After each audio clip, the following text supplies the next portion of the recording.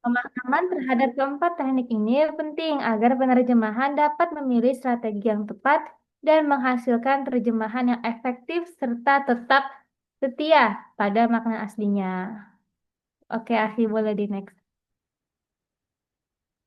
Nah, untuk teknik transfer ini akan dijelaskan oleh Ukti Fadilah. Untuk Ukti Fadilah, disilahkan. Baik, terima kasih atas kesempatannya. Izin mempresentasikan atau menjelaskan teknik transfer ini. Jadi, apa sih teknik transfer ini? Teknik transfer ini merupakan teknik penerjemahan ya, yang dimana kita memindahkan kata atau frasa dari bahasa sumber ke bahasa sasaran tanpa mengubah bentuknya. Contohnya itu kayak misal Jakarta dalam bahasa Indonesia. Nah, dalam bahasa Arabnya juga Jakarta gitu. Jadi tetap sama seperti itu. Nah, di sini ada menurut Molina dan juga Albir. Nah, teknik ini bisa berupa transfer murni atau transfer dengan sedikit penyesuaian ejaan sesuai kaidah bahasa sasaran. Boleh di next, Ahi. Nah, jadi kapan sih kita menggunakan teknik transfer ini? Biasanya teknik ini tuh di sini bisa kita lihat ada di nama tempat, nama orang, istilah agama, istilah teknis, istilah budaya, dan kata pinjaman. Nah, nama tempat dan nama orang ini dipakai eh, dijadiin teknik transfer itu karena dia identitas ya teman-teman ya. Jadi tidak perlu diterjemahkan. Contohnya di sini kalau untuk nama tempat ini ada Makkah Al-Mukarramah yang berarti tetap jadi Makkah Al-Mukarramah. Nah, di sini juga ada nama orang. Contohnya di sini ada Muhammad bin Abdullah yang dimaknai yang diterjemahkan tetap jadi Muhammad bin Abdullah karena itu sebuah identitas. Kemudian di sini ada istilah agama. Nah, istilah agama ini kenapa sih dijadikan teknik transfer? Karena sudah baku dan dikenal secara luas ya teman-teman. Nah, di sini itu ada contohnya. Di sini itu ada contohnya asola. Asola itu berarti sholat. Dan contoh kedua di sini kita bisa lihat ada azakat yang berarti zakat. Jadi kita kan udah kayak secara meluas gitu kita udah tahu kalau asola itu sholat, azakat itu ya zakat. Jadi meskipun bisa diterjemahkan sebagai doa atau sedekah, kita biasa menggunakan bentuk transfer ini karena istilah ini tuh sudah baku gitu dalam bahasa Indonesia dan memiliki makna teknik khusus dalam Islam. Jadi umat Muslim itu udah apa namanya, udah familiar lah dengan bahasa-bahasa ini, istilah agama yang seperti ini. Kemudian ada istilah teknis. Nah, istilah teknis ini kita bisa lihat di sini contohnya filsafah ya atau filsafat. Yang dimana istilah teknis ini yang belum ada padanannya dalam bahasa sasaran seperti itu. Jadi kata ini tuh diserap dari bahasa Arab dengan penyesuaian ejaan ke bahasa Indonesia seperti itu. Kemudian selanjutnya itu ada istilah budaya. Nah, istilah budaya ini di sini ada contohnya hijab. Nah, hijab di sini kan kita langsung mengartikan hijab itu adalah hijab gitu yang dipakai oleh muslimah gitu sebagai penutup aurat gitu. Jadi sudah menjadi kosakata umum dalam bahasa Indonesia gitu. Jadi udah umum banget di Indonesia gitu. Dan terakhir di sini ada kata pinjaman. Contohnya itu al-madrasah. Al-madrasah di sini sebenarnya artinya kan di Indonesia madrasah memiliki makna khusus sebagai lembaga pendidikan Islam.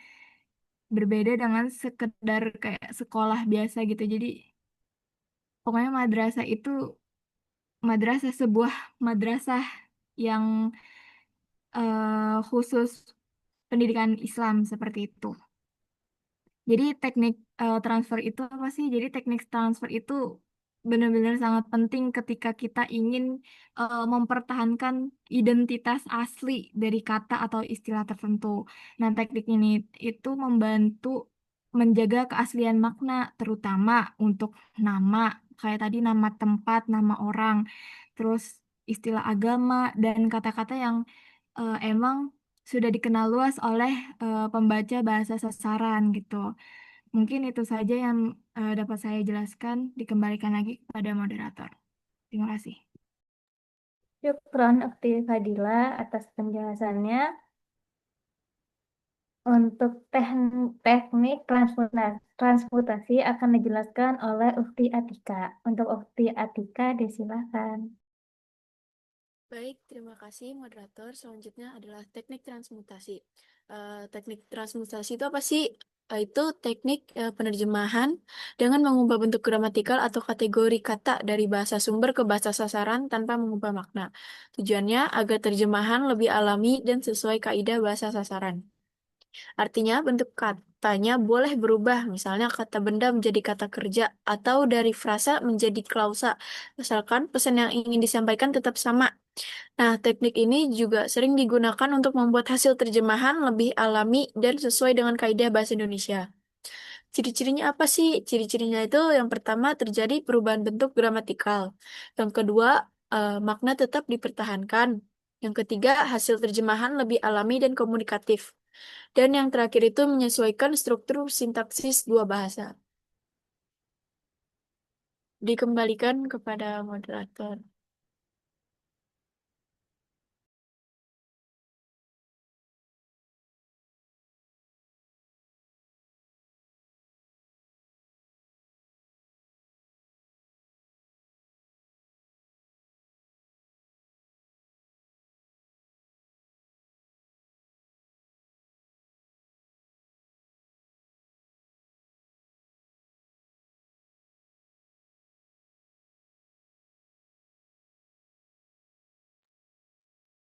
Oke, sekarang untuk penerapan teknik transmutasinya akan dijelaskan oleh Akhi Iban. Untuk Akhi Iban, disilakan. Ya, terima kasih Ustaz Salma atas kesempatannya. Pada kesempatan kali ini izinkan Anda untuk memaparkan terkait penerapan teknik transmutasi. Jadi teknik transmutasi itu contohnya di sini adalah misalkan kata ittakhadha qararan. Nah, kalau diterjemahkan secara langsung ini akan ittakhadha itu mengambil, qararan itu memutuskan. Tapi di sini kita bisa lakukan transmutasi, diubah langsung menjadi dia memutuskan. Itu nggak usah menggunakan frasa yang panjang, langsung aja menjadi dia memutuskan. Nah, ini jenis perubahan itu kata kerja plus kata benda itu langsung berubah menjadi kata kerja tunggal, yaitu memutuskan. Sama juga dengan yang di bawahnya. Di sini itu ada koma bit tadris. Nah, ini kalau diterjemahkan secara langsung, artinya ini mungkin akan sedikit aneh ya. Koma itu kan berdiri. Bit tadris itu diartikan sebagai pengajaran. Nah, ini kalau kita mengikuti struktur bahasanya, ketika diterjemahkan, ini akan aneh nih. Berdiri dengan pengajaran. Nah, ini maksudnya ditransmutasi. Maksudnya itu dia mengajar. Gitu. Nah, ini frasa verbal, kata kerja plus kata benda menjadi kata kerja tunggal. Kemudian qaddama syukrahu. Nah, dia memberikan atau memberikan eh, rasa terima kasih gitu, memberikan rasa syukur. Nah, ini ditransmutasi menjadi dia berterima kasih.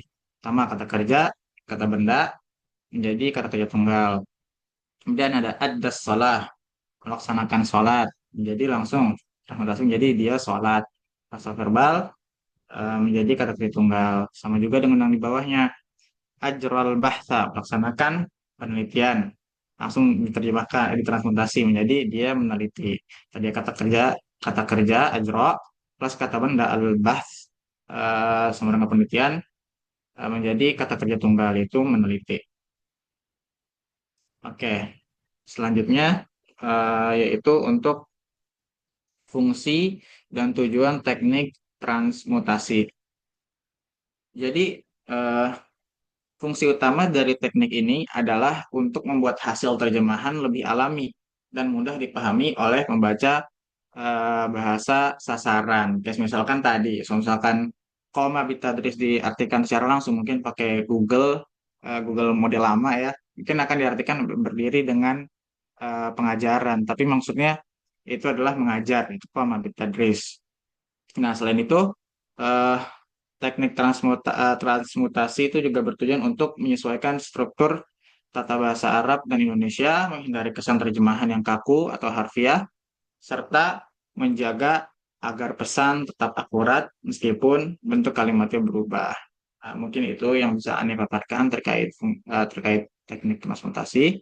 Selanjutnya akan dipaparkan oleh rekan saya. Terima kasih, saya kembalikan ke moderator. Syukron Afi atas penjelasannya. Untuk selanjutnya, teknik reduksi akan dijelaskan oleh Ufti Alivia.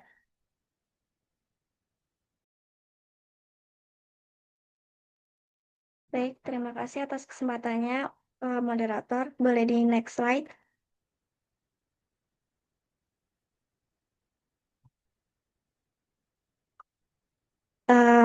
Baik, sekarang kita akan membahas tentang teknik reduksi. Nah, teknik reduksi ini teknik reduksi dalam penerjemahan merupakan suatu teknik penyederhanaan bahasa sumber dengan cara mengurangi unsur leksikal yang tidak esensial, namun tetap mempertahankan makna utama yang ingin disampaikan. Nah, tujuan dari reduksi bukanlah memotong makna, melainkan mengefisienkan bentuk linguistik agar hasil terjemahan lebih alami dan mudah dipahami dalam bahasa sasaran. Boleh di next slide. Selanjutnya kita masuk ke contoh penerapan teknik reduksi. Yang pertama itu ada penghilangan partikel penegas. Contohnya itu innamal a'malu binniyat. Nah, terjemahan literalnya itu sesungguhnya segala amal itu bergantung pada niatnya. Selanjutnya terjemahan reduksinya itu amal tergantung pada niat. Nah, dalam bahasa Arab kata innama berfungsi sebagai partikel penegas, yang artinya kata ini dipakai untuk menegaskan isi kalimat agar lebih kuat atau meyakinkan. Namun dalam bahasa Indonesia, bentuk penegasan seperti sesungguhnya tidak selalu perlu karena maknanya sudah jelas dari konteks kalimat itu sendiri. Maka uh, penerjemah menghilangkan kata penegas tersebut saat menerjemahkan agar hasilnya tuh lebih ringkas dan alami. Jadi tindakan ini tuh disebut reduksi karena penerjemahan menghapus unsur formal yang tidak wajib di bahasa sasaran tanpa mengubah makna amal tergantung pada niat. Dengan begitu terjemahan tetap bermakna sama tetapi lebih efisien aja dan komunikatif. Selanjutnya itu ada yang kedua pengulangan verba dan masdar. Nah, contohnya itu ada innani a'taqidu i'tiqadan rosihon anna nuktah nutoh. Nah, itu tuh terjemahan literalnya tuh sesungguhnya aku meyakini dengan eh, keyakinan yang teguh bahwa titik-titik-titik. Nah, terjemahan reduksinya itu saya yakin bahwa titik-titik-titik. Penjelasannya itu dalam bahasa Arab tuh sering terjadi pengulangan antara kata kerja atau fiil dan masdar seperti takidu i'tiqadan. Itu tuh kan aku meyakini dengan keyakinan. Tujuan pengulangan ini tuh adalah menegaskan makna agar tampak lebih kuat atau serius. Akan tetapi dalam bahasa Indonesia tuh bentuk seperti itu terdengar berlebihan atau tidak alami. Karena itu, penerjemah cukup menulis saya yakin bahwa titik-titik-titik sebab makna penegasan sudah tersirat dari konteksnya. Kesimpulan ini pengulangan verba dan masdar itu penerjemah menerapkan teknik reduksi dengan menghapus pengulangan yang tidak diperlukan, tetapi tetap mempertahankan makna utama, yaitu adanya keyakinan yang kuat. Sekian penjelasan dari saya, dikembalikan lagi ke moderator. Syukron Ufti atas penjelasannya. Dilanjutkan oleh Ufti Maira. Ufti Maira, dipersilahkan. Sebelumnya terima kasih kepada moderator yang telah mempersilahkan saya waktu untuk melanjutkan materi tentang contoh penerapan teknik reduksi. Nah, kalau tadi kita udah lihat contoh penerapan teknik reduksi yang pertama dan kedua, yaitu penghilangan partikel penegas sama penghilangan pengulangan verba dan masdar. Sekarang kita lanjut ke beberapa bentuk reduksi lainnya. Oke, yang pertama yaitu yang ketiga, penghilangan intensitas berlebihan, al-fazul mubalaghah. Contohnya yaitu laqad badal, laqad badal dan kabiron jiddan. Nah, untuk terjemahan literalnya itu ia telah mengerahkan usaha yang sangat besar. Untuk terjemahan reduksi, ia telah berusaha keras. Pada contoh ini, teknik reduksi diterapkan dengan menghapus unsur yang menunjukkan intensitas berlebihan, seperti rasa, yaitu sangat besar. Setelah direduksi, kalimat menjadi lebih padat, namun tetap mempertahankan makna utama. Dengan begitu, kalimat hasil terjemahan terdengar lebih alami dan tidak bertele-tele. Yang keempat yaitu penghilangan unsur repetitif dalam struktur majemuk. At-tullabul ladzina yadrusuna bijiddi yanjahuna daiman. Untuk terjemahan literalnya yaitu para siswa yang belajar dengan sungguh-sungguh selalu berhasil. Untuk terjemahan reduksinya, siswa yang rajin selalu berhasil. Nah, dalam contoh ini, reduksi dilakukan dengan menghapus bagian kalimat yang memiliki makna kata ganda atau pengulangan informasi. Struktur majemuk pada kalimat aslinya disederhanakan menjadi bentuk tunggal, sehingga hasil terjemahan menjadi lebih efektif, jelas, dan mudah dipahami tanpa kehilangan makna. Yang terakhir yaitu penghilangan bentuk seruan atau interjeksi. Alfazun nida awit ta'ajub. Yalah min yaumin syadid. Untuk terjemahan literalnya, wah betapa beratnya hari itu. Untuk terjemahan reduksi, hari itu sangat berat. Dalam contoh ini, penerapan teknik reduksi terlihat pada penghapusan kata seruan seperti wah yang menunjukkan ekspresi atau perasaan penutur. Dengan menghilangkan unsur tersebut, kalimat hasil terjemahan menjadi lebih lugas dan objektif, tetapi tetap menyampaikan makna utama dari kalimat sumber. Untuk secara keseluruhan, berbagai bentuk penerapan teknik reduksi ini memperlihatkan bagaimana penerjemah dapat menyederhanakan teks tanpa mengurangi arti pentingnya. Penghilangan unsur tertentu, baik itu pengulangan, intensitas maupun seruan, membuat hasil terjemahan jadi lebih efisien, alami, dan mudah dipahami oleh pembaca target. Oke, dikembalikan kepada moderator. Syukron Ufti Maira atas penjelasannya. Lalu untuk teknik yang terakhir, teknik ekspansi akan dijelaskan oleh Ahli Haki. Untuk Ahli Haki disilakan. Oke, syukron Ufti Salma. Afwan teman-teman dan Ustadz belum bisa on cam karena jaringannya sedang tidak memadai. Baik, kita masuk ke teknik ekspansi. Nah, teknik ekspansi merupakan salah satu metode pengembangan paragraf atau wacana dengan cara memperluas ide pokok agar menjadi pembahasan yang lebih lengkap, mendalam, dan jelas. Secara etimologis, kata ekspansi berasal dari bahasa Inggris expansion, yang berarti perluasan, Dalam konteks penulisan, teknik ekspansi digunakan untuk mengembangkan sebuah kalimat utama atau gagasan pokok dengan menambahkan berbagai unsur pendukung seperti keterangan tambahan, data, contoh, sebab akibat, perbandingan, hingga penjelasan yang lebih rinci.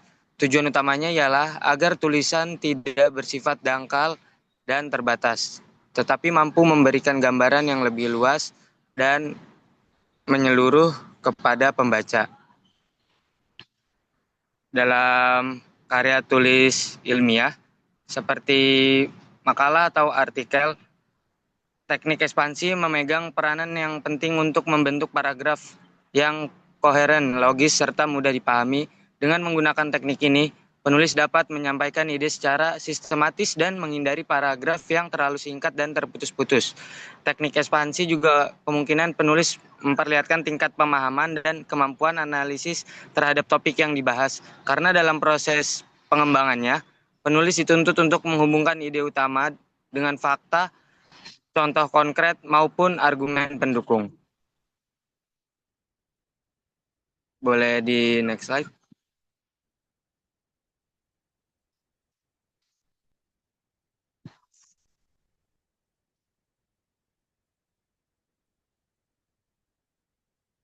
Oke, selanjutnya itu ada contoh penerapan teknik ekspansi. Sini ada kalimat utama, membaca merupakan salah satu kegiatan yang memiliki manfaat besar bagi perkembangan individu. Nah, paragraf hasil ekspansinya, membaca merupakan salah satu kegiatan yang memiliki manfaat besar bagi perkembangan individu. Melalui kegiatan membaca, seseorang dapat memperoleh berbagai pengetahuan baru yang dapat memperluas wawasan serta menambah pemahaman terhadap dunia di sekitarnya.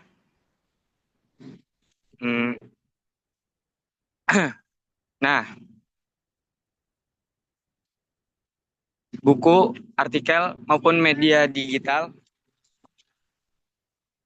menyediakan beragam informasi yang dapat membantu pembaca mengenali berbagai aspek kehidupan, mulai dari ilmu pengetahuan, budaya, sejarah, hingga teknologi modern. Selain itu, membaca juga berperan penting dalam meningkatkan kemampuan berbahasa karena dapat memperkaya kosakata dan memperbaiki struktur berpikir dalam menulis maupun berbicara. Tidak hanya itu, kebiasaan membaca juga dapat menumbuhkan empati dan kepekaan sosial karena melalui teks bacaan, pembaca dapat memahami pengalaman serta perasaan orang lain. Mungkin sekian dari saya kembalikan ke Ukti Salma. Syukron. Syukron Aki-Aki atas penjelasannya.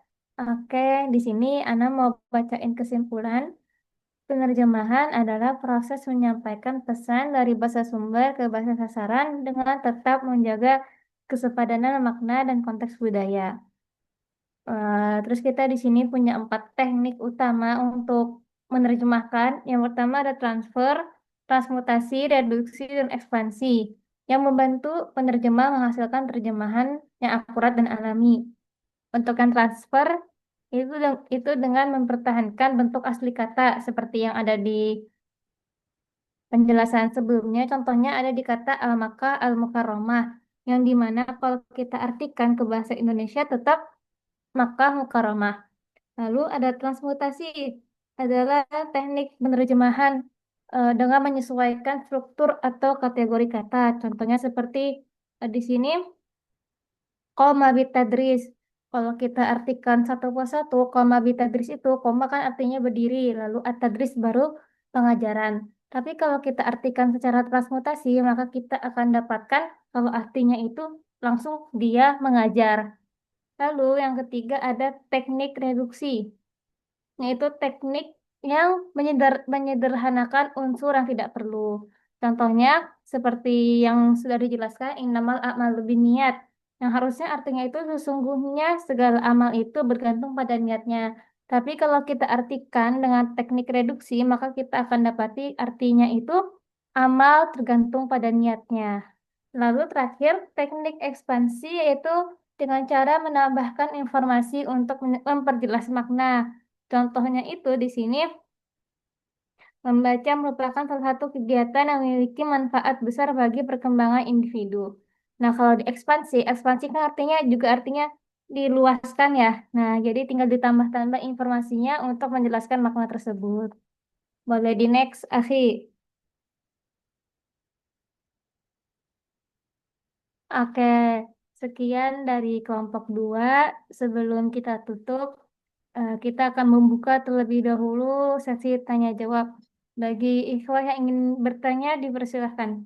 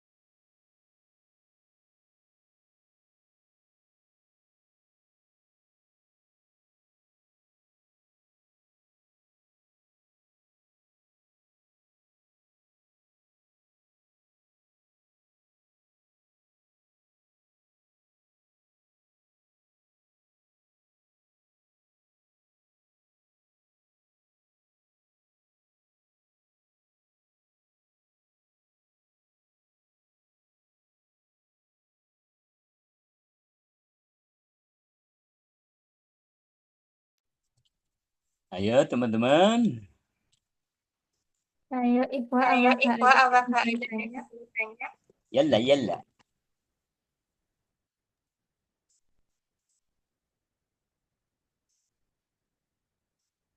Silahkan, Akhi Lutfi. Taib, syukron.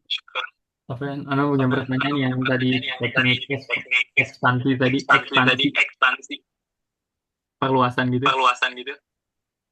Bagaimana itu jika dalam bahasa Arab gitu? Dalam teknik ekspansi ini tadi kan cuma itu bahasa Indonesia doang. Afwan. Oke, Akhi, kita tampung terlebih dahulu ya.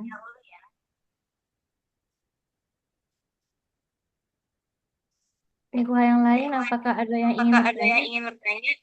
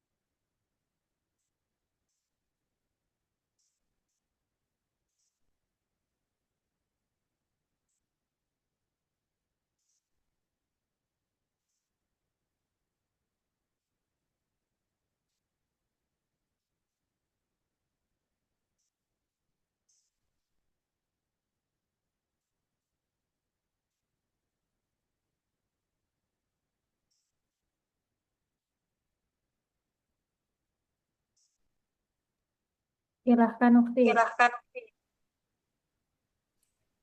Syukron, izin bertanya. Apakah mungkin dalam satu kalimat terjemahan mengandung lebih dari satu teknik? Misalnya, dalam satu kalimat itu menggunakan teknik reduksi dan transmutasi sekaligus. Syukron. Afwan.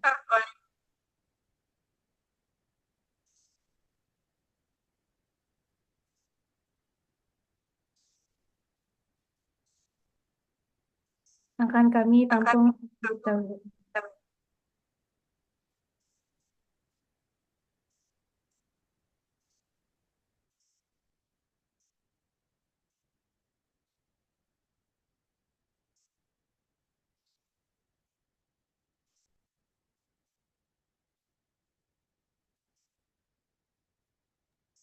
izin menjelaskan untuk sebelumnya Akhi Badres. Afwan Akhi, ini kan contohnya menggunakan bahasa Indonesia. Tapi karena kita ini emang sedang mempelajari terjemahan kan, jadi tentu saja contohnya itu yang keluar menggunakan bahasa Indonesia. Tapi mungkin di sini mungkin bisa Ana beri contoh kalimat utamanya al-qiraah dia ihda min masyati ladaihi al-manfa'ah al-katsirah li fardin. Nah, lalu kita terjemahkan dengan teknik ekspansi, maka artinya menjadi seperti membaca merupakan salah satu kegiatan yang memiliki manfaat besar bagi individu. Melalui kegiatan membaca, seseorang dapat memperoleh berbagai pengetahuan baru yang dapat memperluas wawasan serta menambah pemahaman terhadap dunia sekitarnya.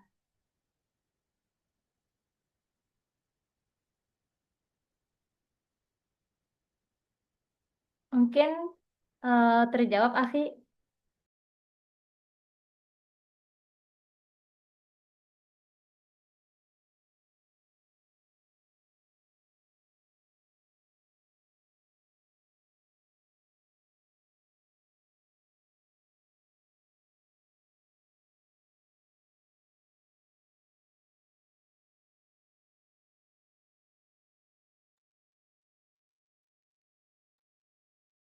Afwan Akhi Badres, apakah terjawab? Naam, syukron. Afwan Akhi. Izin menjawab pertanyaan Salwa ya, yang apakah mungkin dalam satu kalimat terjemahan terdapat beberapa teknik? Jawabannya, iya, sangat mungkin. Karena dalam satu kalimat terjemahan, penerjemah bisa menggunakan lebih dari satu teknik penerjemahan sekaligus, tergantung pada struktur kalimat, makna, dan konteks budaya yang ingin disampaikan. Bahasa Arab dan bahasa Indonesia itu memiliki struktur dan gaya ungkap yang berbeda. Jadi penerjemah sering harus menggabungkan beberapa teknik agar makna itu juga tetap akurat dan hasil terjemah terdengar alami. Misalnya penerjemah bisa mengubah bentuk gramatikal atau transmutasi, menambahkan penjelasan kecil atau ekspansi, atau menghilangkan unsur yang tidak relevan atau reduksi semuanya dalam satu kalimat gitu. Apakah terjawab, Ukti Salwa?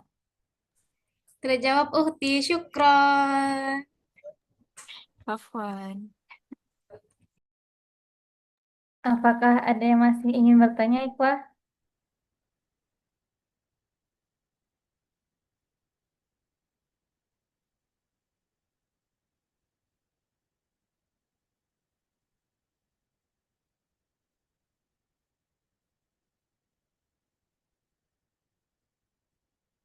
Oke, karena sepertinya tidak ada lagi yang ingin bertanya, mungkin dari kelompok 2 kita cukupkan saja presentasi kita pada sore hari ini. Kami kelompok 2 mengucapkan terima kasih banyak karena sudah memperhatikan dan mendengarkan presentasi kami. Kami juga meminta maaf kalau adanya kekurangan selama penyampaian presentasi kita barusan. Syukron, jazakumullah khairan. Wassalamualaikum warahmatullahi wabarakatuh. Waalaikumsalam warahmatullahi wabarakatuh. طيب كلمة واحدة لهذه المجموعة luar biasa. Di hutan ada macan tutul, mantul. Iya teman-teman sekalian, memang pada prinsipnya sesuatu yang tidak boleh hilang dalam terjemahan itu adalah yaitu al-ma'lumat, ya, informasi, ya. Informasi itu jangan sampai hilang dalam terjemahan dengan berbagai macam cara, ya, yang bisa memberikan pemahaman seseorang dalam target language, lughah al-hadaf, bahasa sasaran. Karena itu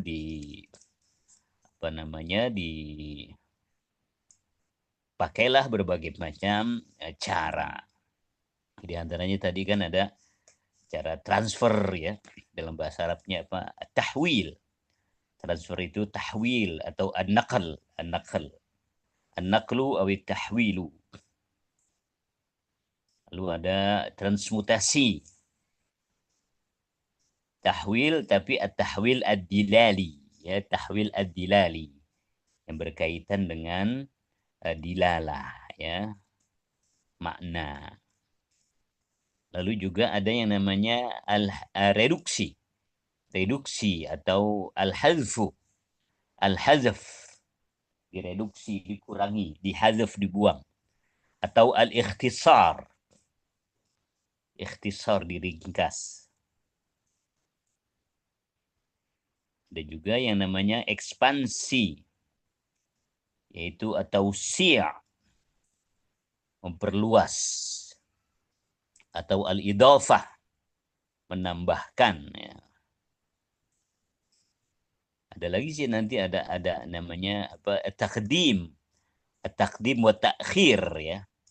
At-taqdim wa ta'khir, mendahulukan dan mengakhirkan.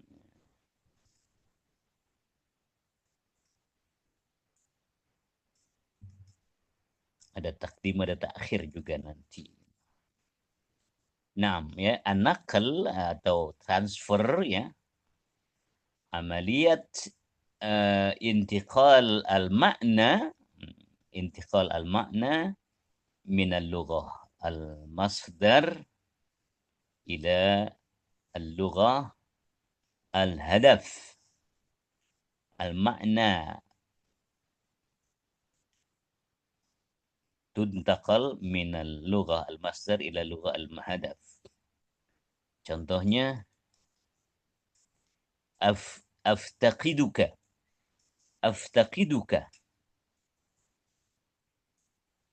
Saya kehilangan kamu. Ini gak enak banget terjemahin saya kehilangan kamu.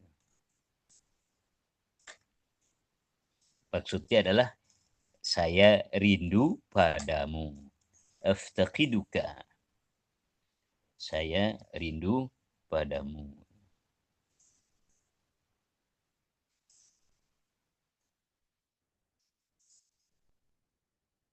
Ada juga apa? At-ta'rif. Ada apa? At-tahwil ad-dilali. Tadi kan an-naql, sekarang at-tahwil ad-dilali. Yaitu taghyir sighat at-ta'bir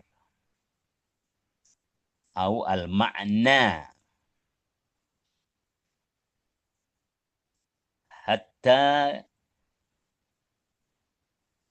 yakunu munasiban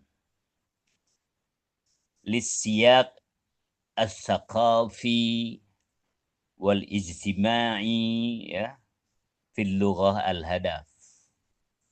Munasib lissiyaq wal-ijtima' lil lughatil hadaf.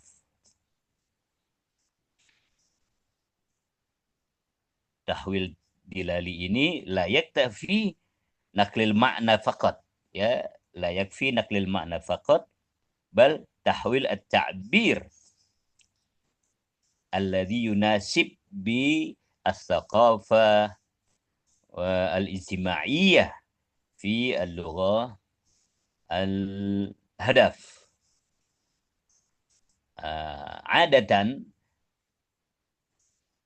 at-tahwil ad-dilali tustakhdam fi al-jumlah al-istilahiyah. Kata-kata idiom gitu, ya. Wal amsal, pantun-pantun, peribahasa-peribahasa gitu, ya. Nah, di sini pakainya at-tahwil ad-dilali. Sedia payung sebelum hujan. Budaya Indonesia. Tapi budaya Arab nggak ada hujan. Ya. Gimana? Qoblal kana tumlaul qoblahana tumlaul kanain.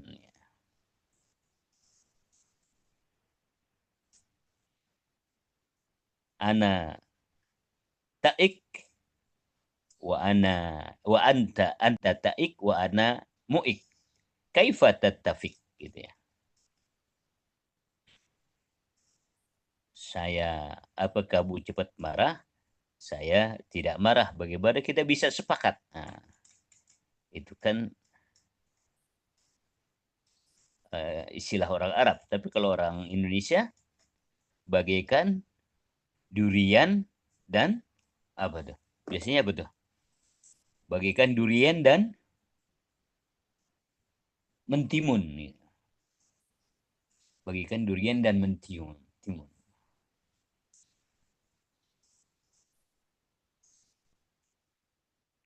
At-tasfiq bil yadil wahid.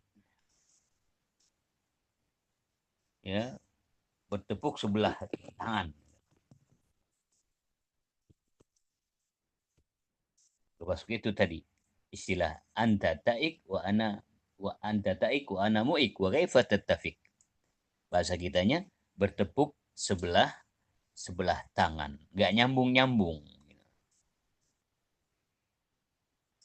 Bagaikan Tom and Jerry.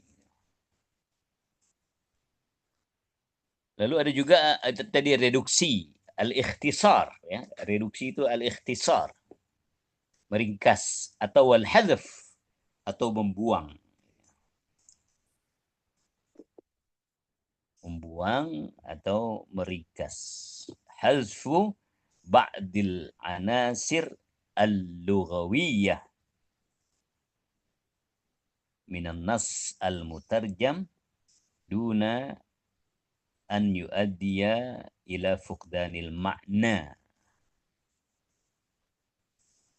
A'taqidu i'tiqadan jaziman. Waduh, banyak banget. Ada a'taqidu i'tiqadan jaziman. Saya berkeyakinan dengan keyakinan yang mantap. 2 kali keyakinan. Saya berkeyakinan dengan keyakinan yang mantap. Terjemah ini cukup. A'taqidu, saya berkeyakinan dengan mantap. Saya berkeyakinan dengan mantap. Lalu ada at-tawsi', ekspansi atau si', yaitu idkhal anasir jadidah fin nas al-mutarjam.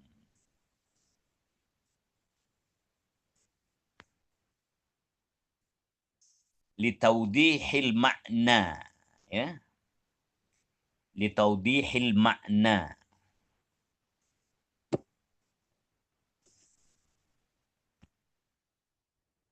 Meluaskan kata dengan tambahan kata yang lain untuk menjelaskan atau memperluas makna.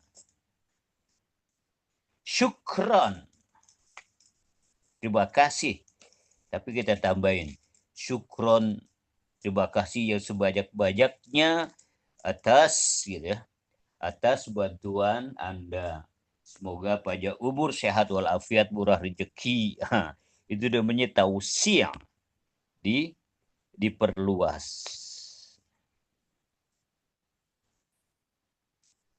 Jadi transfer itu an-naqlu kama huwa. Kalau transmutasi an-naqlu bi takayyuf, menyesuaikan ila as-saqafah wal ijtima', ya, penyesuaian dengan memperhatikan budaya, idiom-idiom. Lalu ada reduksi. Reduksi yaitu al-hadfu awil ikhtisar, ya, meringkas, ya. Taklil, ya, meringkas, mengurangi. Lalu at-tausi', menambah atau memperluas.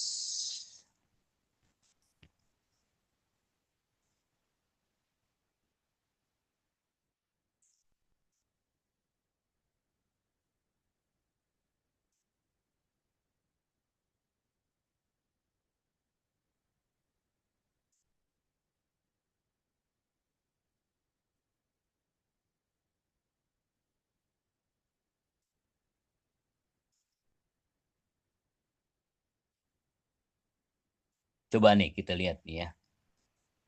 Waqafa asy-syaikhu inda babil masjidi mubtasiman wa yaqulu alhamdulillahilladzi bi ni'matihi tatimmus shalihat gitu ya.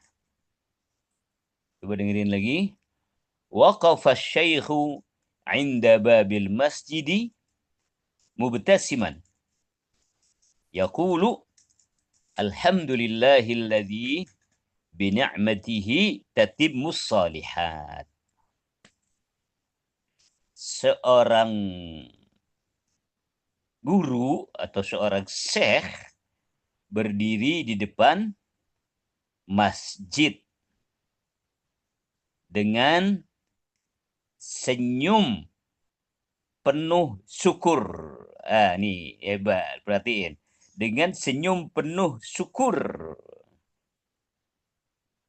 Sambil berkata, segala puji bagi Allah, dengan karunia-Nya segala kebaikan menjadi sempurna. Kita lihat saudara prosesnya. Di situ ada proses an-naqlu atau transfer.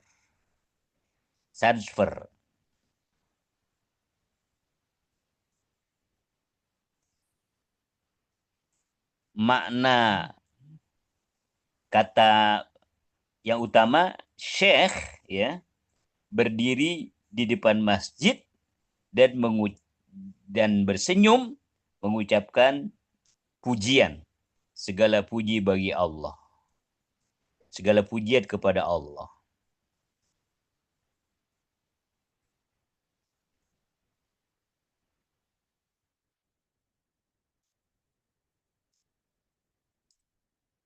Lalu transmutasinya, ya tahwilnya, tahwil Sakhofi Dalali, yaitu kata-kata alhamdulillahilladzi bi ni'matihi tatimmus shalihat. Diartikan menjadi bahasa Indonesianya segala puji bagi Allah yang dengan karunia-Nya segala kebaikan menjadi sempurna. Gayanya gaya doa ya. Penyesuaian gaya doa. Segala puji bagi Allah yang dengan karunia-Nya segala kebajikan menjadi sempurna. Gaya doa. Lalu ada reduksi, ada hazaf ya. Kata-kata mubtasiman ya. Tersenyum. Dia tidak diterjemahkan secara terpisah. Tapi digabung dengan senyum gitu ya. Dengan senyum. Dengan senyum.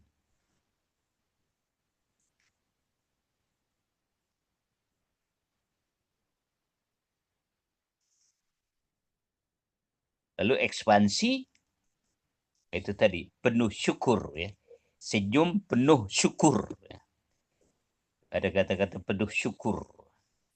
Tidak ada di teks Arabnya, tapi ditambah untuk memperjelas emosional ya. Alhamdulillahil apa waqafa asy-syaikhu inda babil masjidi mubtasiman yaqulu alhamdulillahilladzi bi ni'matihi tatibbus shalihat. Semua proses itu bisa dimasukkan dalam satu kalimat bareng-bareng. Bisa ada transfer, bisa ada transmutasi, bisa ada reduksi, bisa ada ekspansi.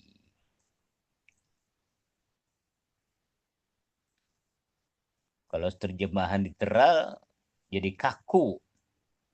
Syekh berdiri di pintu masjid tersenyum berkata, segala puji bagi Allah yang dengan nikmatnya sempurnalah amal-amal soleh.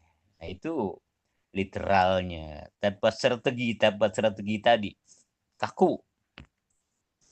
Tapi kalau pakai 4 proses tadi, ya ada transfer, ada transmutasi, ada reduksi, ada apalagi satu ekspansi ya, maka menjadi alami, menjadi kontekstual dan menyentuh. Sang syekh berdiri di depan masjid dengan senyum penuh syukur sambil berkata, segala puji bagi Allah yang dengan karunia-Nya segala kebaikan menjadi sempurna. Jadi lebih kontekstual, lebih alami, lebih enak dicernanya ya. Contoh di dalam Al-Qur'an gini. La yukallifullahu nafsan illa wus'aha. Nih, hafalkan ya.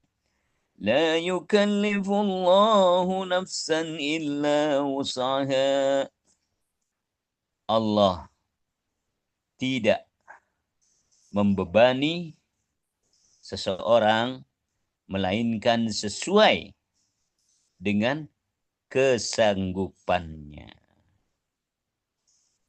Transfer gimana? Transfernya makna pokok ayatnya begini, makna pokok ayatnya.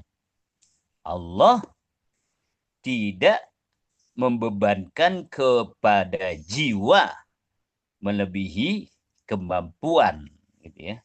Itu makna asalnya. Allah tidak membebankan kepada jiwa melebihi kemampuan.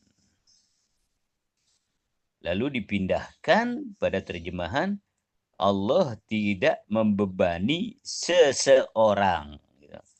Bukan kepada jiwa, tapi kepada seseorang. Tapi utuh nih ya, utuh. Tapi kalau yang transmutasi, nafsan. Ya, nafsan secara literal berarti kan jiwa. Jiwa. Nafas, jiwa. Tapi dalam konteks budaya dan tafsir Indonesia malah diterjemahkan sebagai seseorang. La yukallifullahu nafsan. Sama seperti tadi itu transfernya. Seseorang. Nafas diganti dengan jiwa. Lalu ada unsur reduksi. Dibuang. Hadzaf. Illa wus'aha. Ya, illa wus'aha. Kecuali kemampuannya gitu artinya kan ya. Lalu diterjemahkan sesuai dengan kemampuannya. Nggak ada tambahan kecuali illa. Illanya nggak ada. Atau hanya atau sebatas gitu. Karena sudah ada di dalam melainkan. Melainkan. Direduksi. Lalu ada ekspansi di sana. Ada perluasan. Yaitu kata-kata sesuai dengan. Sesuai dengan. Tidak ada teks dalam bahasa Arabnya, tapi untuk menjelaskan beban ditambahin sesuai dengan. Sesuai dengan kemampuannya. Kalau terjebak aslinya kan tadi gitu. Allah tidak membebani jiwa. La yukallifullahu nafsan.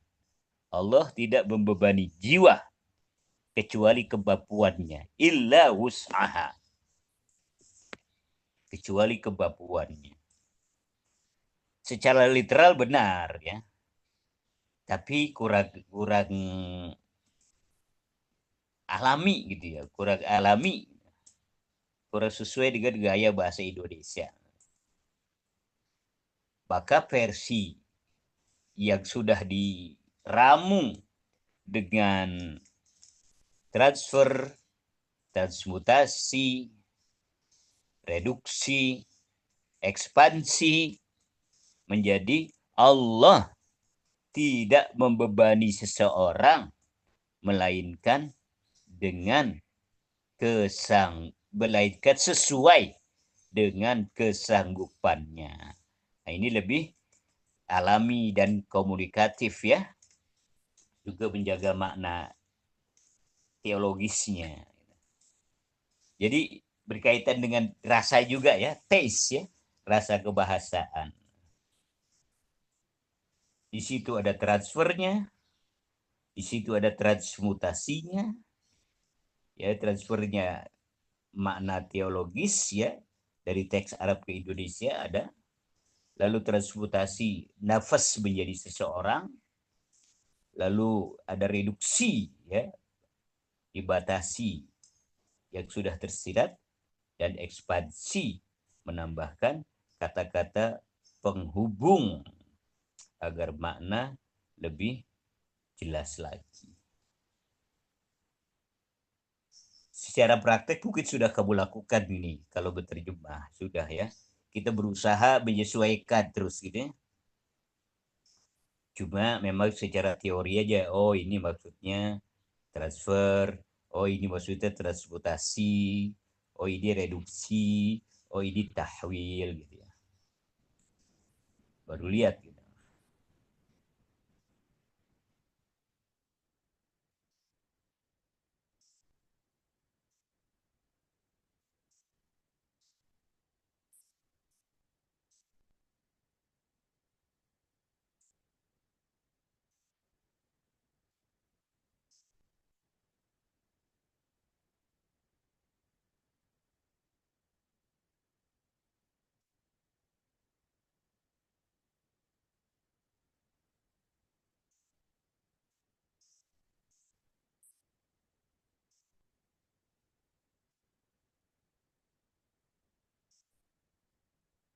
Nanti di dalam terjemah 1 ya, terjemah 2 itu mengarah ke praktek. Kalau ini teori terjemah baru kita berdalam tataran teoritis saja. Nanti teori-teori ini kamu terapkan di dalam praktek terjemah 1 dan terjemah 2. Terjemah 1 ya kalimat-kalimatnya nggak panjang gitu ya. Paling berapa paragraf gitu. Terjemah 2 nanti agak panjang lagi. Tapi nggak tahu kurikulumnya berubah nggak? Ada terjemah 2 nggak atau terjemah 1 saja? Saya lupa.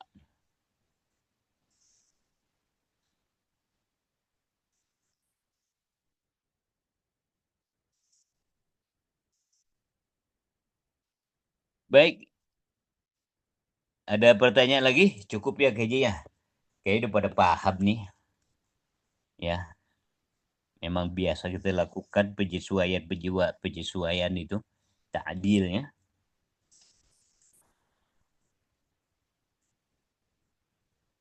Tapi ada lagi tuh. Apa? Takdim ya. Takhir itu. Mendahulukan yang harus didahulukan dan belakangi yang harus dibelakangi gitu ya. Contohnya fil baiti jalasa Muhammadun. Fil baiti jalasa Muhammadun. Di rumah duduk Muhammad. Di rumah duduk Muhammad. Padahal maksudnya Muhammad duduk di rumah. Muhammad duduk di rumah. Kalau di rumah duduk Muhammad gak enak banget. Pada enak itu Muhammad duduk di rumah. Jadi ada yang takdim, ya didahulukan. Ada yang takhir, diakhirkan. Dalam Al-Quran, Iyyaka na'budu wa iyyaka iyyaka nasta'in. Iyyaka na'budu wa iyyaka nasta'in. Hanya kepadamu kami menyembah dan hanya kepadamu kami memohon pertolongan. Normalnya mah sebetulnya na'buduka. Na'buduka. Kami menyembahmu ya Allah. Tapi dalam ayat ini objek iyyaka itu didahulukan. Iyyaka didahulukan. Baru na'budu. Ini ada makna balaginya ya. Makna hasr. Hasr. Hanya kepadamu. Hanya. Hasr. Merikas. Ibadah nggak boleh kepada yang lain. Hanya kepada Allah. Nah, urutannya dijaga ya. Iyakanya di depan ya.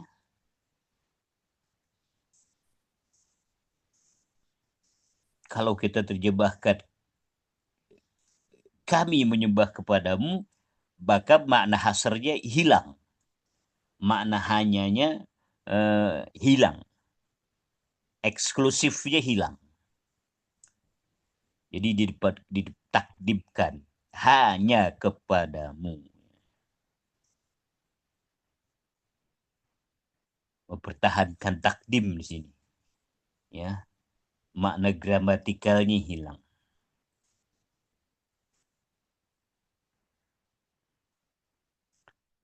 Contoh lagi, jamilun wajhus subhi ba'dal matar. Jamilun wajhus subhi ba'dal matar. Indah wajah pagi setelah hujan. Indah wajah pagi setelah hujan. Di sini takdimnya di jamilun.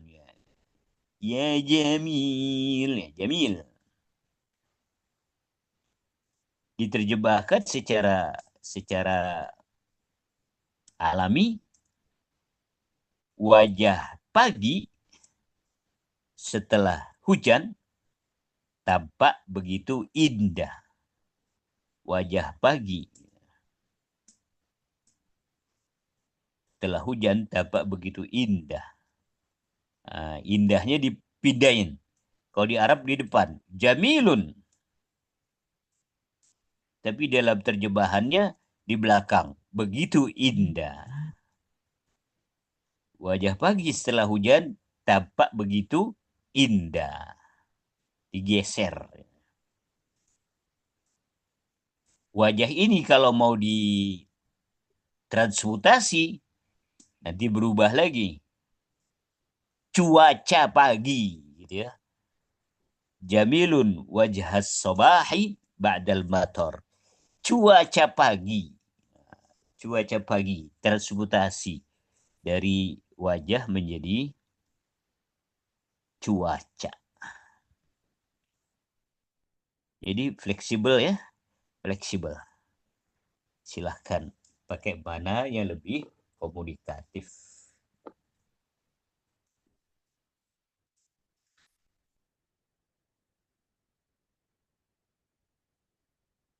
Baik, masih ada. Kalau tidak ada yang mau nanya, ada tambahan, kita cukupkan sekian. Pasti girang. Sekian aja Pak. Sholat asar. Ya dah, itu alasan yang tepat. Cuma begitu tutup, bukan sholat asar, malah main TikTok nih. Tahuan ya.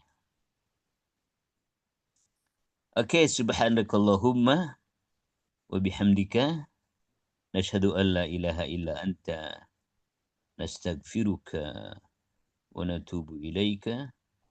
Wa sallallahu ala Muhammad wa ala alihi wa sahbihi wa sallam. Walhamdulillahi rabbil alamin. Kita belum pernah masuk kelas ya, sekalipun dari awal ya.